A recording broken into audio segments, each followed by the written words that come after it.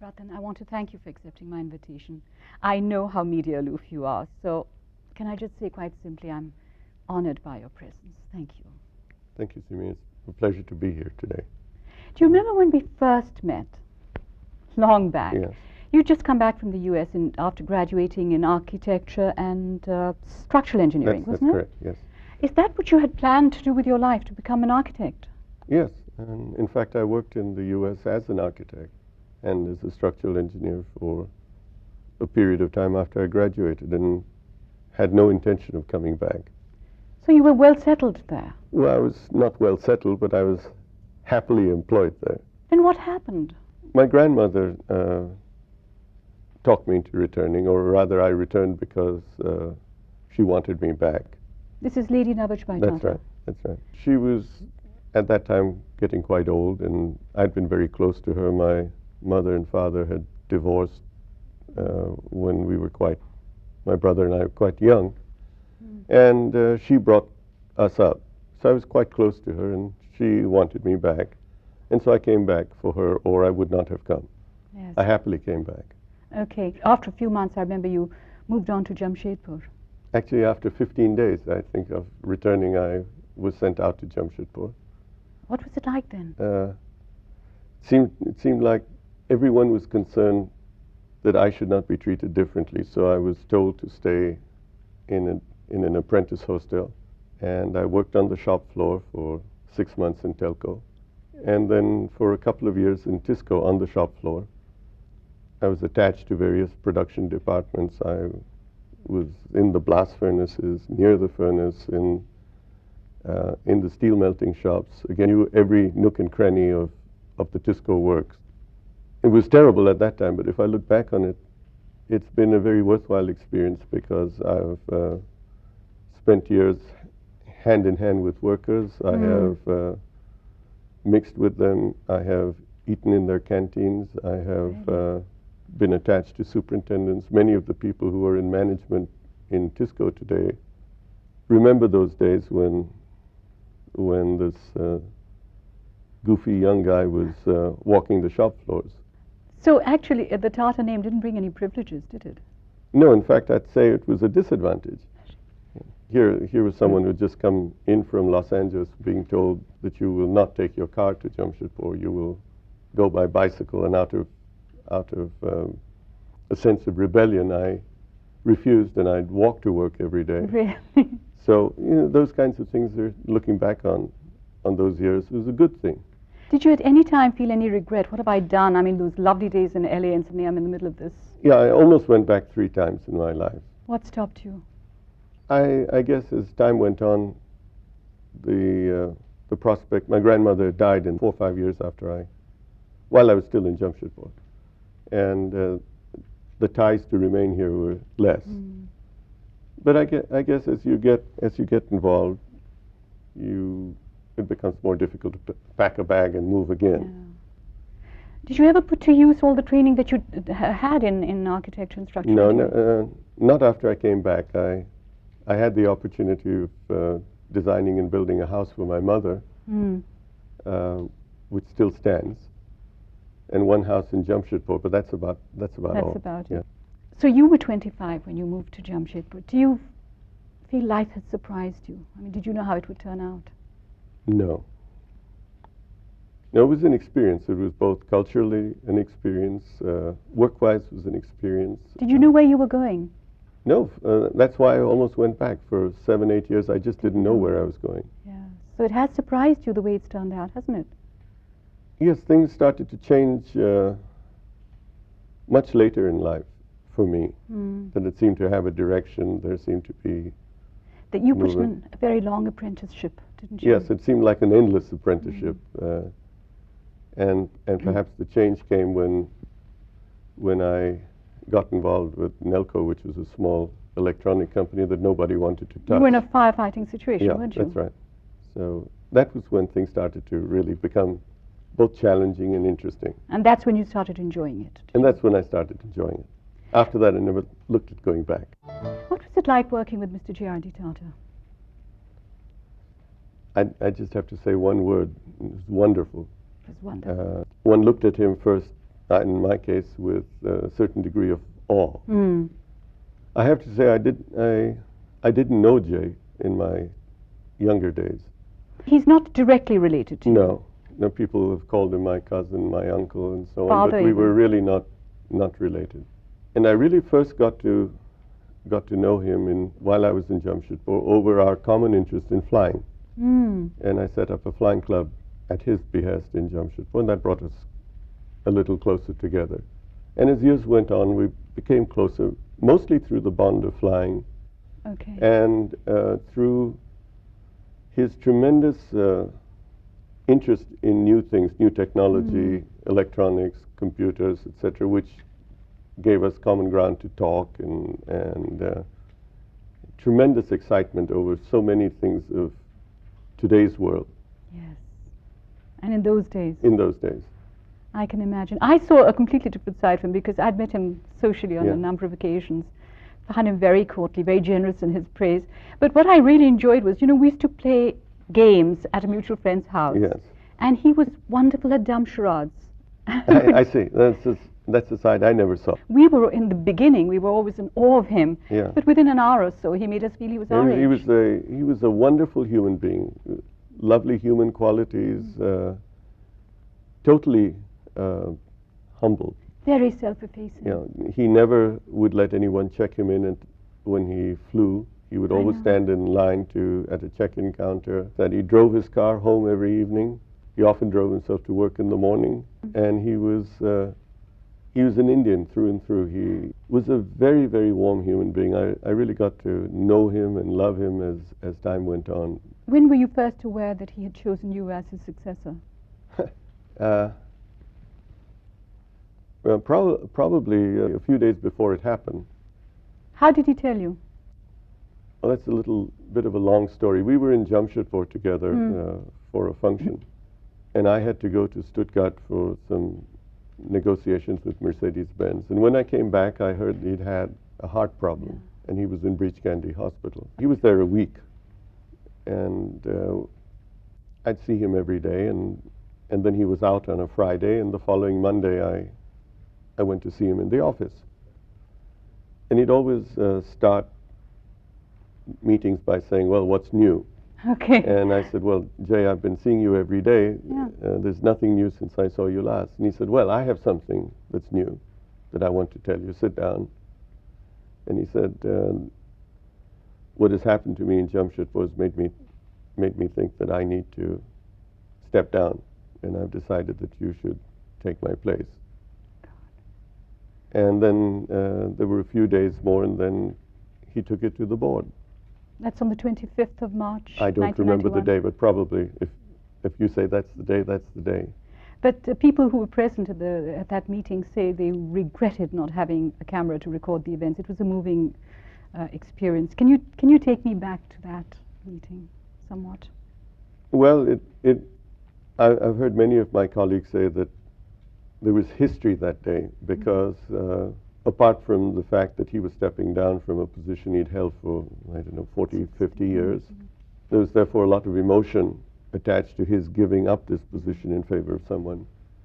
But the history and the emotion that everyone talks about is not that move. He then reminisced through his years at that meeting. Okay. And I can't reproduce any of that emotionally or otherwise, but that meeting went on, which is like an archival recount of all his days in Tata. Never his own praise, but just his experiences as he went through. And there was history that day. I think we all came out very moved. I can imagine. It was the end of an era, That's the beginning of a That's new right. one. That's right. So what did you learn from him that you carry with you always? What I learned from him, perhaps, and what I carry with me, is a sense of justice, which was always prevalent.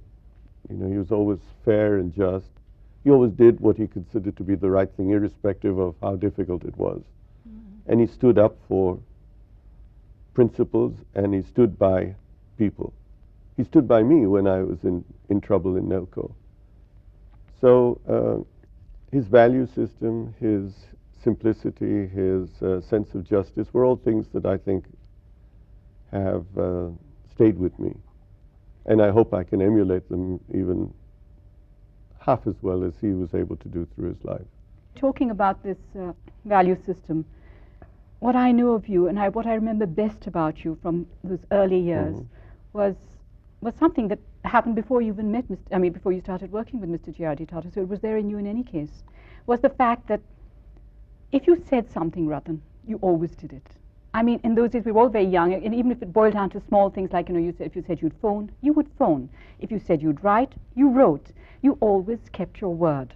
And I feel that that is an integral attribute of your personality. It's very important to you, isn't it? It is, but I was dealing with someone who was, in those days, I looked upon as very attractive, and so it was, I was also driven by that. I can't say that I've been that honorable in terms of keeping my word on all sorts of things, but by and large, You generally do. I generally do. I tend to not say things loosely. I try to live up to whatever I've said, the commitments I've made. After all these years, I know that if Ratan says it, you can count on it. Well, thank you. That's a nice thing to hear. But we all know that Tatas have always played it strictly by the rules, very ethically. Has this slowed down the rate of progress, do you think? I think at times we have suffered. We have paid a price, if you might. I think we've also gained a great deal of respect. And what I would say, and I've told many, that there's something that is important to me, and that is to go to bed at night or to wake up in the morning feeling that we have not sacrificed our principles and that we have not subordinated our values to some short-term materialistic aims. And in some sort of perverse way, you as a group are respected because they feel that, well, you will not do that. When there's something that's that deals with the nation or there's a calamity, people turn to Tatas. Oh, yes. And at other times, unfortunately, we feel we're discriminated against. Like when? When there are issues which relate to questionable ethics. Projects that we feel we should get, which we don't, or which we find for subjective reasons someone else steps in. But all of that is forgotten when there is something that no one else is willing to do. Then one turns to us. And I think in a way that's an honor. Rajiv Gandhi inherited a party which is almost as old as your company. And he said he found a lot of resistance to change within his party. Have you found that in your company? Oh, yes, very much so. In fact, much of my time goes in questioning the unquestioned, if you might, of trying to convince people that there needs to be change when they don't agree. Most of our younger people would like to see change. Most of the elders would not like to see change, with a few exceptions. And in some cases, you can be the champion of change. In other cases, you've got to take the unpleasant route of being autocratic and forcing change. Today, what is your agenda for Tatas? We've set some goals. We'd like to be a group that has revenues of over 100,000 crores by the turn of the century or into the next century. Right now, I think we have a lot of consolidating to do. And more importantly, I think we have to be conscious of the community in which we live. A lot of emphasis is being given to the environment and making sure that we don't detract or deteriorate the environment in which we are. All our companies are very conscious of being good corporate citizens, if you might. Running such a huge conglomerate must be stressful at times, Ratan. It is, but it's something that you don't mind. We feel so proud. How do you unwind? Most of the unwinding in the last 10, 12 years has been taking my dog for a run or just getting out and having a change of pace. What sort of music do you like? Oh, I've always been fond of all types of music. Love jazz. I love classical music. What about television? Do you watch television? Yeah, quite a bit of late. Oh, that's good. And Well, movies? there's more variety to watch now. So And what about movies? also via television. I don't think I've been to a movie theater in ages, but Do you see any Hindi movies? you can't help but see them on television today. I'd love to see the sight of Ratan Tata sitting watching a Hindi movie. My Hindi's improved ever since I. Can you remember any of the films that you've enjoyed? No, no. They're all so violent. They are. You know, I think there's more ketchup that's True. spread in Hindi movies than there are in all the restaurants in Bombay. I am very irritating to be around when I watch television. I'm very impatient, and I watch 4 or 5 channels at the same time. When you were very young, you used to even then hate ostentatious displays of wealth and things like that. And when you used to go to Campion School, Yeah. in the family-driven roles, you used to shrivel up and die of embarrassment because you hated that it wasn't the spotlight. roles, it was the delage, I remember. Oh, okay. And it was my grandmother's car, and it was a very old-fashioned car. And she had, it was one of these cars that where the driver sat, it was open and the back was closed. Okay, you all know, right. And big lights and tires on the outside. To me, it was such an ostentatious vehicle that I would walk home when it came. And I'd always ask her Please to send don't. another car, but not that one. I think children don't like having the spotlight on them. That's right. Isn't That's it? right. Because Yeah. Rajiv Ji also told me as well, when he was in Dehradun and his grandfather, the Prime Minister, would visit, he would be so embarrassed because the spotlight would be on him that he'd go and hide somewhere, you know, just not to be there. People perceive you as being remote and a recluse in a way.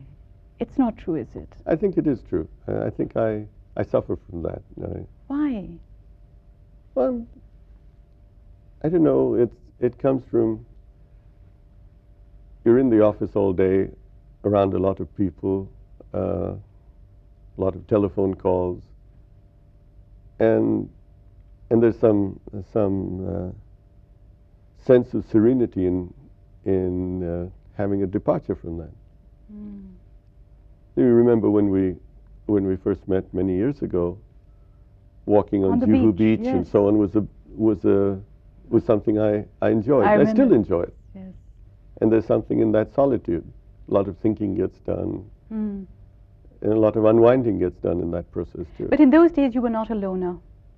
But people say you are now. Yeah, because I think over time one becomes alone, and the job makes you a little lonely. Do you trust people? Yes, I think so. People may disagree, but I You think do. I do. You tend to trust Yes, people. yes. Do you make new friends easily? Do you have? Yes. Yes. Or do your friends tend to be from the earlier days? No, many. In fact, I'm very poor at keeping up friendships. Yeah, you term- can say you that know. again. Without a wife, without children, a family, what motivates you, Ratan? I don't know what motivates me, but let me just stay with that for a minute. There are many times I feel lonely at not having a wife or a family, and sometimes I long for it. Sometimes I enjoy the freedom of not having to worry about the feelings of someone else or the concerns of someone else. And at other times it gets very lonely. I mean, was it timing that? Yeah, there's a whole series of things. Timing, my absorption in work at that time. There were very many things. I came very close to getting married a few times, and they didn't work out. But there are, as they say, confinements and Oh, yes, consolations. absolutely, absolutely. So you must miss the consolations today. Yeah. It's not too late. Oh, it's never too late. Who are your heroes? I don't know. One hero I've always had who no longer lives has been John Kennedy. Oh, yes. Of course, I was very much in the U.S. at that time. That person stands out still as very much my hero at that time, and continues to get me emotionally nostalgic about the days That's true. that I was there. What makes you proud of being an Indian? Well, I think I'm very proud of India. I'm proud to be an Indian. I love my country. I feel proud of what we do. I feel sad for what we don't do. But I just have a great national pride. I feel this country can really go places. I feel we're living at a very exciting point in this country's history. I'm very optimistic about where we are going, or where we can go. I hope we go there. You know, Ratan, many years ago you wrote a letter to Ratan Tata in which you said, and I quote, "You set the highest standards of integrity that I've ever seen in anyone in the manner in which you've conducted yourself." And I think those very same words apply to you. Thank you. Thank you so much for this. Not at all. Thank you, Simi. Great.